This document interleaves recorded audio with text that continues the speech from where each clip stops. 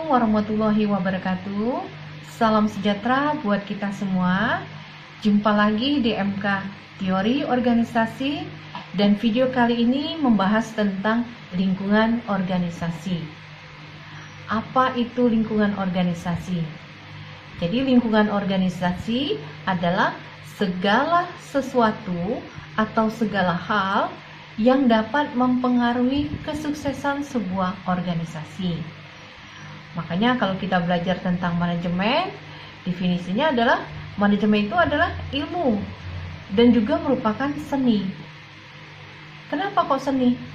Karena manajemen itu sifatnya selalu menyesuaikan diri. Jadi semua gaya manajemen yang bagus pada suatu organisasi yang ditetapkan pada organisasi lain belum tentu bagus, ya kan? Nah, apa yang menyebabkan hal tersebut? Yaitu penyebabnya adalah lingkungan organisasi. Jadi lingkungan organisasi ini kalau kita bagi secara garis besar atau secara umum itu dibagi dua, yaitu lingkungan internal dan lingkungan eksternal. Mungkin ketika saya menyebutkan internal, pasti Anda akan menyebutkan lingkungan yang kedua adalah eksternal. Namun sering Anda salah menebak bahwa lingkungan internal adalah lingkungan dalam organisasi, sedangkan lingkungan eksternal adalah lingkungan di luar organisasi. Nah, secara bahasa memang benar seperti itu, tapi di dalam konsep manajemen tidak. Di dalam konsep manajemen itu, lingkungan internal adalah seluruh atau segala hal yang bisa diatur oleh organisasi. Yang ada dalam kendali organisasi itu disebut dengan lingkungan internal. Mau dia di dalam organisasi maupun di luar organisasi, kalau selama dia bisa diatur, bisa dikendalikan, itulah namanya lingkungan internal. Sedangkan lingkungan eksternal pokoknya kebalikan dari internal. Dia malah tidak bisa dikendalikan, ya. Artinya si organisasi ini hanya menyesuaikan diri saja kepada perubahan-perubahan lingkungan eksternal tersebut. Jadi dia cuma bisa merespon, sementara kalau lingkungan internal dia bisa siapkan, dia bisa bagus, bisa tidak, dia sendiri yang menentukan. Itu maksudnya. Apa saja lingkungan eksternal tersebut? Jadi lingkungan eksternal itu ada yang langsung dan tidak langsung. Kalau yang langsung, contohnya pertama adalah konsumen. Kalau di perusahaan bisnis, siapa sih konsumen itu? Nah, konsumen ini yaitu pihak yang mengkonsumsi menggunakan produk yang kita tawarkan. Apakah konsumen itu orang? Jawabannya belum tentu. Bisa jadi konsumen itu adalah organisasi, atau bisa jadi juga sebuah perusahaan. Sebuah perusahaan kemudian dia membutuhkan kajian, dia butuh masukan, dia minta kajian sama perusahaan konsultan. Nah, perusahaan konsultan ini konsumennya siapa? Yaitu perusahaan yang pertama tadi. Jadi konsumen itu jangan dibayangkan hanya manusia saja. Konsumen itu bisa pemerintah, bisa lembaga, bisa organisasi, tapi yang banyaknya itu konsumen itu adalah individu-individu. Kemudian yang kedua adalah supplier. Supplier ini adalah pemasok. Jadi kalau kita menciptakan produk, pasti ada pasokan. Pemasok ini termasuk dalam lingkungan eksternal karena tidak bisa kita atur. Jadi kalau kita seandainya menyalahin kontrak atau melakukan sesuatu yang tidak mereka senangi, supplier ini bisa saja menutup jalannya supply kepada kita. Kemudian yang berikutnya adalah pemerintah. Pemerintah ini merupakan pihak eksternal juga. Dia bersifat atau berperan sebagai regulator atau penetap aturan. Dia yang menentukan bagaimana aturan main perusahaan di dalam industri. Lalu selanjutnya ada juga serikat pekerja. Serikat pekerja ini adalah sebuah organisasi yang didirikan oleh pekerja walaupun pekerjaannya adalah lingkungan internal. Tapi ketika mereka bikin organisasi itu, mereka akan menjadi eksternal. Ya. Kita tidak bisa atur mereka. Mereka mau demonstrasi, mereka mau melakukan protes atau lain sebagainya, itu termasuk dalam organisasi eksternal. Ya. Makanya organisasi serikat kerja ini biasanya dijadikan sebagai penyampai aspirasi bagi pekerja. Karena kalau dia pekerja ini menyampaikan pendapatnya sendiri, kadang-kadang tidak didengarkan oleh perusahaan karena dia masih pihak internal. Tapi kalau dia buat serikat, mereka berkumpul, mereka memiliki kekuatan. Karena itulah mereka disebut dengan pihak eksternal. Mereka jadinya jadi pihak eksternal. Kemudian yang terakhir adalah pesaing. Pesaing itu adalah perusahaan atau organisasi yang melayani konsumen yang sama. Nah, itu namanya pesaing. Jadi tidak selalu produknya sama, tapi kalau konsumennya sama itu baru dinamakan pesaing. Misalnya apa ya? Kayak perusahaan sepatu. Nah, kita punya sepatu, tapi tidak semua perusahaan sepatu lain itu adalah pesaing kita.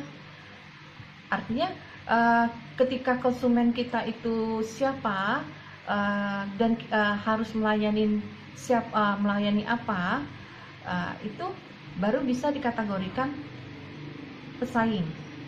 Ya, maksudnya gini nih, konsumen kita itu siapa? Misalnya kita melayani konsumen sepatu untuk kelas menengah ke bawah, seperti sepatu-sepatu merek Adidas atau merek apalah. Nah, untuk sepatu kalangan atas itu bukan saingan kita, ya, itu maksudnya. Kemudian ada lagi lingkungan yang tidak langsung, misalnya teknologi. Nah, perubahan teknologi ini tidak bisa dikendalikan oleh perusahaan. Jadi perusahaan itu cuma bisa menyesuaikan diri atau merespon terhadap perubahan teknologi. Jadi banyak perusahaan-perusahaan yang gagal merespon perubahan teknologi sehingga mereka tersingkirkan. Contohnya yang paling populer adalah telepon Nokia nih.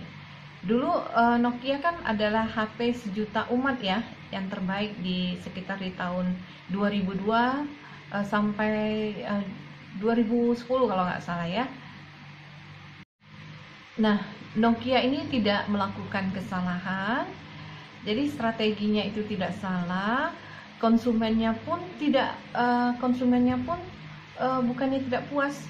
Jadi konsumennya itu puas terus, tapi karena dia tidak merespon perubahan-perubahan dalam teknologi seperti misalnya jenis HP yang smartphone, kemudian HP yang telepon yang sudah bisa ini, sudah bisa itu.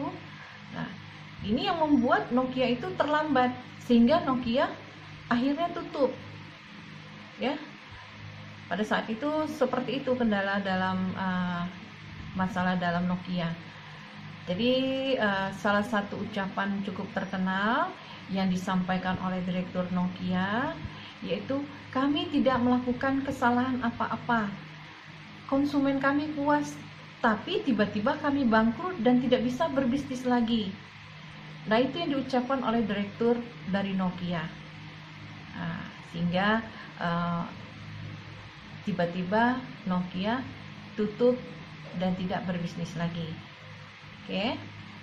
Kemudian ada lagi lingkungan eksternal tidak langsung. Jadi lingkungan eksternal tidak langsung adalah ekonomi. Jadi perubahan ekonomi pasti membawa perubahan atau menentukan keberhasilan perusahaan atau tidak. Apalagi di masa pandemi sekarang ini, ekonomi lagi turun. Makanya pemerintah itu membuka PSBB. Karena ekonomi kita ini kalau seandainya tidak berjalan, ya perusahaan-perusahaan itu bisa bangkrut. kalau perusahaan bangkrut ya artinya dia tidak berjalan. Banyak pengangguran, itu salah satu dari dampaknya. Ya. Selanjutnya, lingkungan tidak langsung adalah politik. Dan ini juga merupakan salah satu alasan kenapa para pembisnis besar itu ikut terjun ke politik. Ya. Karena dia ingin walaupun tidak bisa diatur, paling tidak sedikit dia mempengaruhi. Nah, itu dari politik. Kemudian lingkungan tidak langsung berikutnya adalah demografi. Demografi ini berhubungan dengan usia, jenis kelamin, atau segala macam. Selanjutnya, lingkungan internal. Lingkungan internal ini terdiri dari misalnya budaya perusahaan. Nah, budaya ini terdiri dari nilai-nilai, norma-norma yang ada di kebiasaan-kebiasaan yang ada di perusahaan. Nah, ini bisa diatur. Selanjutnya, lingkungan internal yang berikutnya adalah karyawan. Jadi, karyawan itu juga termasuk lingkungan internal. Ya. Perusahaan bisa menentukan karyawannya itu ada 10, ada 15, ada 100. Bisa ditentukan kalau karyawannya tidak bagus maksudnya tidak bagus kinerjanya. Nah, karyawan itu bisa dikeluarkan. Makanya dia disebut sebagai lingkungan internal.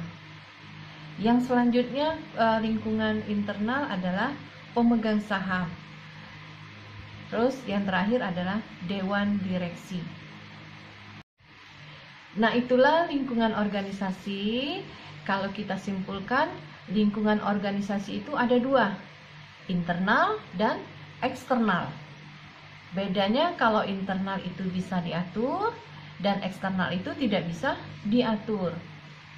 Jadi lingkungan eksternal itu terdiri dari yang langsung dan tidak langsung. Oke, demikian saja video singkat kita kali ini. Insya Allah kita akan lanjut kembali ke video berikutnya. Sampai jumpa, dan akhir kata saya ucapkan Assalamualaikum warahmatullahi wabarakatuh.